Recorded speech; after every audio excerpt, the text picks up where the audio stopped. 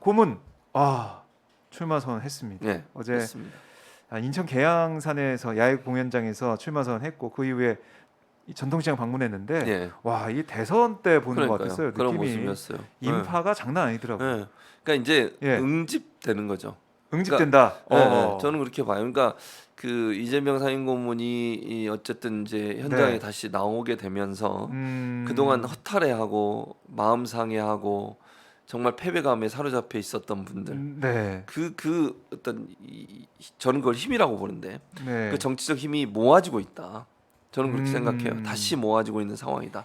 그리고 윤석열 당선인이 어쨌든 네. 당선되고 나서 보여줬던 여러 가지 행보 중에 국민에게 실망적 부분을 주는 부분들 지지자들이 좋아하실지 모르겠지만 그런 부분에 대한 반대급부라고 저는 생각해요. 그러니까 그 너무 실망해서 너무 화가 나서 너무 화가 나서 그걸 어딘가에 응집을 시켜야 되는데 그 응집의 정점에 지금 이재명 상임고문이 있는 거죠. 그 촉매제가 됐다고 저는 촉매제다. 생각해요. 예. 아니 왜냐하면 이재명 예. 상임고문 이외에 다른 어떤 민주당 뭐 지도자 또는 뭐 의원이 그런 네. 힘을 모을 수 있겠어요? 지금 상황에서 저는 아니라고 보거든요. 최진봉 교수가 혹시 제가 나서서 할 수는 있겠지만 이번 기회는 그래도 쉬도록 하겠습니다. 논평을 하셔야 되니까 예, 맞습니다. 바빠가지고 네. 그래서 이재명 이 고문이 얘가 이제 선거 책임을 지겠다. 책임 책임지겠다, 얘기를 많이 그렇죠. 했고 사실은 이 당의 요청을 받아 안은 거잖아요. 맞아요. 그렇죠. 개인적으로 볼 때는 뭐 여러 얘기가 있었겠지만은 지금 너무 빠르다. 지금 맞아요. 시작도 안 했는데 지금 나오면은 공격 너무 많이 당한다. 개인을 위해서는 지금 당장 안 나오는 게 좋다. 이런 얘기도 있었어요. 그런 얘기 있었죠. 네. 그래서 고민을 많이 했다고 저도 들었고 측근들, 그러니까 옆에 있는 분들도 네. 사실은 최근까지도 안 나오는 쪽으로 가닥이 좀 잡혀 있었던 것 같아요. 근데 이제 당이 워낙 그러니까 왜냐하면 이런 거잖아요. 지금 상황을 보면 윤석열 당선인의 행보가 사실은 국민적 지지를 얻는데 좀 한계가 있잖아요. 네. 그러니까 그건 지지율로도 나오잖아요, 사실은. 그러니까 기대감에 대해서 윤석열 정부에 대한 기대감이 좀 낮잖아요. 다른 당선진 신분에 있는 분들하고 비교해봤을 때 80%대였는데 문재인 대통령이 취임할 때 지금은 40%, 40%, 뭐 50% 초반 네, 이러니까 그렇게 돼 있잖아요. 근데 사실은 그런데 선거 분위기를 보면 민주당이 상당히 열악한 상황이 되고 있어요. 그러게요. 승리를 담당할 수 있는 곳이 없는 아무것도 상황이죠. 없어요. 네. 이걸 계속 그냥 두면 어떻게 돼요? 지방선거까지 지게 돼요. 그런 상황이 될 수 있는 거 아니겠어요? 그렇죠. 수도권도 뭐 제가 볼 때는 경기도 같은 경우도 뭐 꼭 마음 놓고 이길 수 있는 상황이 아니에요. 그렇죠. 지금 상황으로 예, 가면. 어렵습니다. 그러니까 이 컨벤션 효과가 있고 취임하고 나서 어쨌든 네. 20일 만에 치러지기 때문에 그런 상황에서 누군가가 이걸 파는 자체를 좀 바꿔야 돼요. 그러니까 판 자체를 흔들어 놓을 필요가 있다는 거죠. 지금 이 구도로 가면 네. 그냥 무난히 지는 구도예요. 아하. 그러면 판을 흔들어야 되는데 그 흔들 수 있는 예. 사람 유일하게 이재명 상임고문밖에 없다는 거예요. 그 절박감이 결국은 민주당이 적극적으로 이재명 상임고문을 불러낼 수밖에 없는 상황이었다. 네. 그 상황적 형편이 결국은 이재명 상임고문이 이제 현장 전체로 나올 수밖에 없는 구조고 조금 빨리, 그러니까 일반적으로 볼 때는 좀 빠르게 등판하는 건데 그럴 수밖에 없는 상황이었다고 보여져요. 그러니까 어떻게 보면 문재인 대통령의 길을 좀 가고 있다라고 볼 수도 있는데 그렇죠. 문재인 대통령도 사실 지난 이 대선 패배 이후에 예. 2년 있다가 2년 있다가 나왔거든요. 나왔었죠. 나와서 맞아요. 이 국회의원 뭐 하고 대표하고 다시 도전하는 모습이었는데 이재명 고문은 뭐 2달 만에 대선 2달 만에 나와가지고 내가 대선 패배 책임도 있으니 이번 지방선거 승리를 이끌겠다, 진두지휘하겠다 이런 얘기를 하고 있습니다. 예. 자, 어느 정도 좀 영향을 줄 거라고 예상하세요? 저는 상당히 크게 영향을 줄 거라고 봐요. 파장이 클 거라고 파장이 생각합니다. 예. 왜냐하면 일단 아까 말씀드린 실망감과 좌절감 때문에 정치에 그냥 환멸을 느끼고 더 이상 나는 하지 않겠다. 이거 앉아있던 사람들을 다시 일어나게 만들고 끌어올릴 수 있는 그런 에너지를 모을 수 있는 하나의 구축, 뭐랄까요? 중심축이 됐다는 거죠. 네. 그러니까 에너지가 모여야 되는 중심축이 없어서 지금까지 에너지를 모으는데 좀 실패했다고 보면 이제는 에너지가 모일 수 있는 기회가 됐다는 거죠. 예. 그러니까 그 모인 사람들이 그걸 증명해 주는 것이고요. 그러니까 그 사람들이 적극적으로 이제 뛰어 나오게 돼요. 새벽 6시에 막 그럼 와에서 기다렸다잖아요. 그 딸들이라는 분들. 대단하십시오. 네. 그리고 이제 수도권을 중심으로 어쨌든 뭐 지방까지 갈 가능성은 조금 저는 낮다고 보는데 수도권을 중심으로 계속 이제 선거 운동을 할 거란 말이에요. 수도권은 거의 하나로 묶여 있으니까 그렇죠. 서울, 경기도, 그다음에 인천. 네. 이 수도권을 돌면서 적극적으로 이제 유세를 하게 되면 사람들이 모이게 되고 에너지가 결집되게 되고 결국 그것이 투표 현장으로 연결될 가능성이 있다. 그런 점으로 본다고 하면 저는 상당히 큰 파장이 일어날 걸로 생각해요. 네. 그러니까 이 지방선거 결과에 따라서 이재명 이 고문의 정치적 행보에도 미래도 뭐 영향을 어떻게 보면 미치죠. 영향을 받을 수밖에 당연히 없는데. 저는 받을 수밖에 없어요. 아하. 경기도, 인천 이제 수도권의 결과 중요하다 이런 말씀이시고. 예. 그리고 안철수 인수위원장도 어제 출마 선언했단 말이죠. 출마 선언했죠. 분당 갑에 나온다고 했는데 안철수 위원장 뭐 공천 받을 것 같고. 예. 단수 공천 받을 것 같아요. 받을 것 같아요. 왜냐하면 박민식 전 전 의원이 그분 이제 물러났죠. 그럼 안철수 위원장도 이번 선거가 굉장히 중요하죠. 예, 앞으로 정치 인생에 있어서. 예, 중요해요. 그러니까 네. 여기서 만약에 실패하면 제가 볼 때는 정치 인생에 상당히 큰 고비를 맞게 될 거예요.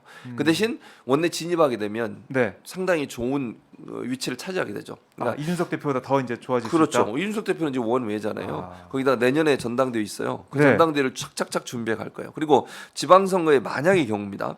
지방선거에서 참패를 한다.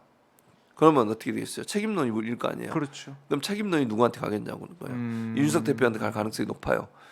그럼 조기에 전당대회가 일어날 가능성도 있다는 거예요. 그런 가능성까지 염두에 둬야 돼요. 그러니까 예. 이준석 대표 입장에서는 그렇게 달갑지 않아요. 그래서 자꾸 개항으로 가라고 그러는 거예요. 그렇구나. 분당으로 가지 말고. 예. 근데 그럼 분당이 쉽냐? 저는 그렇게 보지 않아요.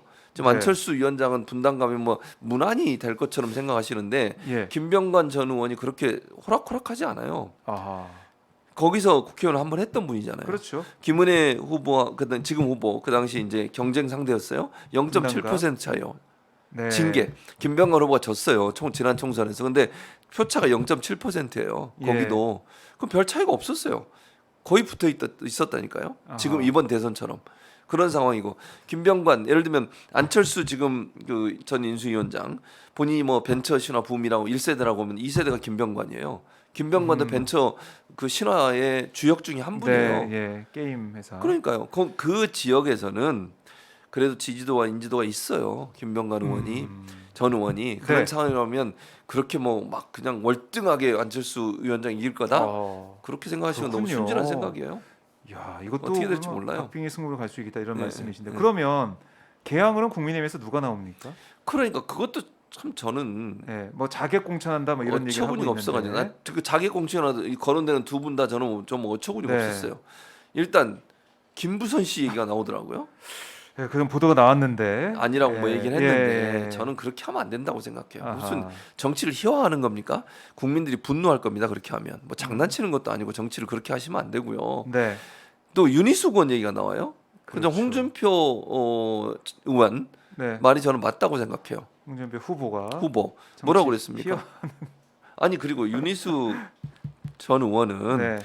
부모님, 그러니까 아버지가 세종에 농지를 사서 농사를 짓자 부동산. 농지법 위반으로 예. 그걸 스스로 잘못했다고 생각해서 물러나신 분이에요. 그렇죠. 그분이 다시 나온다고요 지금? 이게 말이 됩니까? 그럼 뭐 국회의원직을 그냥 순간 그때 잠깐 모면하려고 던지고 다시 네. 나와서 국회의원 또 하겠다는 거예요 지금? 던진 지 얼마나 됐다고? 아. 이런 식으로 하시면 안 되는 거죠. 도의가 있지. 국민들이 볼 때 이 사람 얼마나 웃기겠습니까? 아니 본인이 문제가 있다고 생각해서 그때 국민권익위에서 발표를 했잖아요. 윤희숙 의원의 아버지 문제가 있어. 네. 농지법 위반 문제가 있었고 그걸 책임지겠다고 나갔던 사람이요. 나는 임차입니다. 그 발언으로 그렇게 유명인사를 탔는데 아이고, 임대도 봤더니. 하셨잖아요. 네. 임대하시면서 임차인이잖아요. 그럼 앞에 임대한 걸 얘기 안 하는 거예요. 나는 임대인이며 임차인입니다. 이래야지. 그래야지 정확한데. 그거 말이 안 되잖아요. 그러니까 그런 행동을 했고 그건 문제 때문에 물러난 사람이 얼마 지났다고 다시 또 들어와서 하겠다는 거예요, 대체. 네. 전 이해가 안 돼요, 그런 부분. 국민의힘 후보가 누가 될지도 이거 좀 봐야 될것 같네요. 그러니까요. 좀 지켜봐야 돼요. 뭐 일부에서 이준석 대표한테 나가라고도 한다고 하더라고요. 근데 뭐 모르겠고요, 본인이 좀 나갈지는. 빅매치가 되겠네요. 그럴 수 나오게 있죠, 되면. 만약 나오게 되면. 네. 그래서 이제 누가 나올지는 모르겠는데 뭐 누가 나오든 이렇게 그러니까 그 계양이라고 하는 지역이 갖고 있는 특성을 보면 5선을 했잖아요. 송영길 지금 네. 전 대표가 민주당이 강세고 지난번 대선에서도 이재명 이겼죠. 후보가 앞섰고 10% 넘게. 그런 차원이라고 하면 누가 나오든 상당히 힘든 싸움이 될 거예요. 국민의힘 입장에서는 음. 뭐 그런 점에서 본다면 선뜻 나서는 사람이 없겠죠. 윤석 만약에 지금 대표가 나온다. 그래서 만약 네. 떨어져 보세요. 어떻게 되겠어요? 그러면 그 타격이 정치 크죠. 증명 상당히 어려워요. 그래서 본인도 선뜻 나서기 어려울 겁니다. 저는 그렇게 봅니다. 자, 여하튼 빅매치가 이제 벌어지게 돼서 물론 안철수, 이재명 이 두 사람이 붙는 건 아니지만 예. 각자 수도권 지역의 선거를 좀 진두지하는 그런 느낌이 들기 때문에 그렇죠. 특히 이제 이재명, 김동연 그리고 이 안철수, 김은혜 이렇게 러닝메이트식으로 이제 네. 붙게 되는 거잖아요. 맞아요. 아, 이것도 참 재밌을 것 같네. 누가 이길까? 특히 경기지사 선거는. 뭐 안철수 위원장 본인 그 두 번이나 국회의원 했던 곳 있죠. 노원구. 아, 노원구를 버리고 이쪽으로 오셨어요. 그래놓고 누구한테 어디 지역구 바꾸냐 이렇게 얘기하시면 안 된다고 보고. 그러니까 국회의원은 어디든 출마할 수 있어요. 그러니까 뭐 그건 자유인데 본인은 국회의원을 두 번이나 한 곳이 있잖아요. 지역구가. 네. 근데 거기를 버리고 지금 분당으로 오시면서 안랩이 있으니까 괜찮다 그런 얘기 하시면 안 된다고 저는 보고요. 개인적으로. 안랩도 그만둔 지 얼마나 오래됐습니까? 지금 주식만 갖고 있는 거잖아요. 주식은 많이 갖고 있죠. 주식만 갖고 있지 뭐 일도 네. 안 하셨는데 분당과 연관이 있으니까 괜찮고 이재명 후보는 뜬금없이 왜 글로 갔냐 이렇게 얘기하시면 경기도 네. 지사 했으니까 그 옆에 동네에서 하신 거예요. 아, 그걸 비판할 건 아니라고 저는 생각해. 그래요. 누가 누구를 비판을 합니까 지금? 네. 참 이 지방선거 거의 뭐 미니 대선. 뭐 왜냐하면 두 사람 다 차기 대선의 꿈이 있으니까. 그렇죠, 맞아요. 더 나아가서는 대선 연장전 네. 되는 것 같은데 맞아요. 윤석열 당선인에게 투표했던 뭐 그 정말 어떻게 보면은 이재명 후보 지지했던 사람보다는 뭐 24만 명 정도밖에 안 많은 거였잖아요. 그렇죠. 예, 얼마 차이가 안 났는데 예. 그 중에서도 윤석열 당선인 찍었는데 좀 후회하는 분들 있을 수 있죠. 있을 수 있죠. 예. 그런 분들이 또 어떤 투표를 하게 될까? 그렇죠. 그거 중요하죠. 그게- 중도 특히 중도. 그래서 이제 지방선거 이 결과 자체가 윤석열 당선인한테 뭐 빠르긴 하지만 어떻게 보면 중간 평가일 수도 있겠다는 생각이 그렇죠. 드네요. 그렇게 돼버렸어요. 그러니까 어허. 이재명 상임고문이 출마를 하면서 네, 그런 성격이 더 강해졌죠 결국은. 그렇죠. 그리고 이제 처음에 이렇게 이 당선인 신분에서 논란을 이렇게 많이 일으킨 대통령 당선인들이 없었어요. 아직 시작이 안 한 거잖아요. 아, 임기를. 시작도 안 했어요. 이제 내일 하잖아요. 내일 내일 합니다. 시작을 하시는 건데. 네. 근데 이제 뭐 자영업자 소상공인들 엄청나게 화나 있어요 지금. 아, 그렇죠. 기억하시죠? 네. 뭐 600만 원인가 다 주기로 했다가 갑자기 차등 지급하겠다. 뭐 장난치는 거 소고기 먹는다고 안철수 위원장도 뭐라 했죠. 그것 때문에 화가 나 있는 상태죠. 예. 그다음에 일개 신도시들 분당, 고양, 일산 두 군데 화나 있어요 지금. 네. 뭐 나중에 가서 또 뭐 하겠다고 막 얘기는 했지만 믿을 수 있을지 믿을 모르겠어요. 수가 있는데. 그러니까 선거 앞두고서 그런 행동을 하시는 건데 네. 과연 그분들이 그 마음의 진정성을 믿을 수 있을까 하는 부분에 의문이 있고요. 지역으로 치러지는 선거이기 때문에 네. 대선의 전체 뭐 예를 들면 0.7% 차이 이거보다 더 중요한 건 이 지역에서 얼마나 지지자들이 많이 나오느냐의 문제라고 저는 봐요. 지방선거니까 예, 특히. 그게 그대로 반영된다고 보지 않는다는 얘기를 하는 거예요. 지방선거는 완전히 다른 거잖아요. 지금 전국 선거가 아니기 때문에. 네. 그리고 뭐 보궐선거도 마찬가지 지역에서 이루어지는 거잖아요. 이건 전부 다. 그렇죠. 그런 특성을 고려한다고 하면 제가 볼 때 그 윤석열 물론 이제 유리한 상황인 건 분명해요. 그건 뭐 인정할 수밖에 없어. 컨벤션이 있으니까. 네. 그렇다 하더라도 저는 마음 놓고 이길 수 있는 상황은 절대 아니라고 봐요. 아. 이재명 상임고문이 출마를 하면서 음. 판이 한번 흔들어졌고 네. 이 흔들린 판에서 얼마나 지지층을 많이 끌어오느냐가 가장 중요하다고 저는 보고 실망한 사람들이 또 다른 선택을 할 수도 있어요. 대선과 다르게. 그런 선택을 고민한다고 하면 그리고 또 이제 한번 이겼던 사람들은 투표에 열심히 안 나오고 또 놀러 가실 수도 있어요.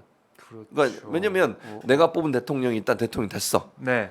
그 지방선거 좀 이제 좀 이럴 수도 있거든요. 뭐 그건 제 예측입니다만. 변수가 있을 수 왜냐하면 있겠네요. 투표율이 전체로 낮으니까 지방선거 그래요. 투표율이 전체로 낮아요. 대체적으로 관심이 좀 떨어지고 그런 점 지지층을 얼마나 많이 끌어내냐가 저는 제일 중요하다고 생각합니다. 네.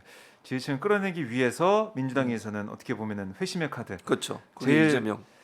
좀 완벽한 카드, 확실한 카드 이걸 꺼내 들었다라고 볼 수도 그렇죠. 있고 국민의힘 쪽에서도 어떻게 보면 맞불 작전처럼 됐는데 안철수 위원장이 나왔으니까 이 대결도 정말 볼만할 것 같아요. 그렇습니다. 그렇습니다. 뭐 안철수 위원장 입장에서는 제가 볼 때는 뭐 이재명 상임고문과 관계 없이 나오려고 했던 것 같아요. 저는 네, 뭐 그렇겠죠 왜냐면 사실은. 갈 데가 없으세요. 데가 없었어요. 그러니까 인수위 위원장 끝나고 나서 원래 총리 물망이 올랐다고 그것도 안 됐죠. 네. 본인들이 추천했던 사람이 장관 한 명도 안 됐죠. 음, 뭐 그러니까 할 게 없잖아요. 당으로 돌아가야 되는데 당에 들어간들 뭐 원외잖아요 지금. 그런 상황에서 역할을 하기도 애매해. 왜냐면 본인이 대표도 아니고 대표는 이미 이준석 대표가 있는 거잖아요. 네. 근데 그 당에 가서 뭘 하겠어요 본인이. 원내라면 원내니까 진입해서 할 수 있죠. 여러 가지 역할들을. 그렇죠. 목소리도 낼 수 있고. 뭐 또 유리한 세력도 환경이고. 규합할 수 있고. 그렇죠. 근데 원외는 그렇게 할 수 없잖아요. 그런 차원이라고 하면 제가 볼 때 이번에 나갈 수밖에 없었다. 이건 안철수 위원장은 이재명 상임고문과 관계없이 본인이 나가려고 했던 것이고 네. 이재명 상임고문은 안철수 위원장이 나가니까 또 명분이 하나 더 생긴 거예요 사실은. 어려운 대선에서 선거. 대선 뛰었던 분들 중에 많은 분이 다시 다 나왔잖아요 지금. 네. 유승민 전 의원도 물론 이제 낙마를 하셨지만 또 한 번 출마하시고 홍준표 대표도 지금 하고 대구시장 있잖아요. 네. 가까이서 원희룡 놓고. 후보는 장관, 옛날 후보는 지금 장관 됐고요. 장관 되는 상황. 또 다 나왔죠. 김동연 후보 지금 경기도 경기 나왔죠. 있어. 안 나온 사람이 누가 있어요, 솔직히. 그렇네요. 이낙연, 추미애, 정세균 이런 분들만 안 나온 거지. 그러니까 국민의힘 거의 다 나왔어요. 국민의힘에서 뛰었던 분들은. 이 참 안철수 위원장의 정치 행보가 어떻게 풀려갈지 이것도 좀 지켜보는 뭐 관전 포인트가 있을 것 같습니다. 네. 자, 이렇게 1시간 동안